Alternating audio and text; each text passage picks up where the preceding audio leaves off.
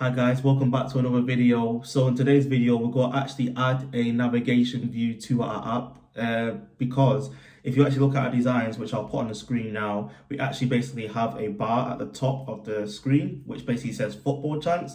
We need to basically put this into our app now. So we'll discuss about navigation views briefly, and we'll also talk about how they are used and how to apply styles onto them. So let's jump straight into the video now.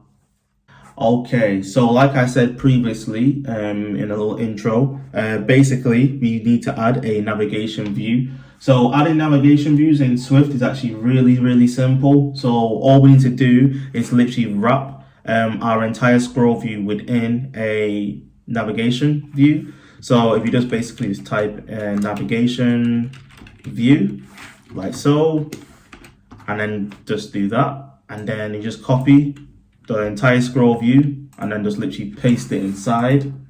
That's it. So we've got our navigation view, but right now we don't actually have a title. So what we need to do is we need to add a title. So let's do that now.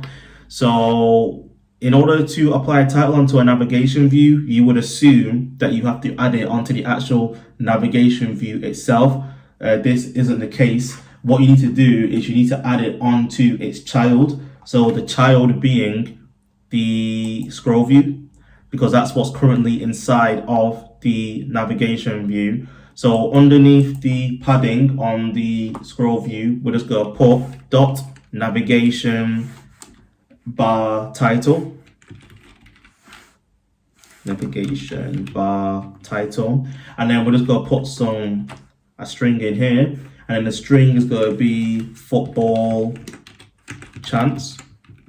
And because we want to use the latest iOS 13 large headers, you get that by default. So we're just going to leave ours like this.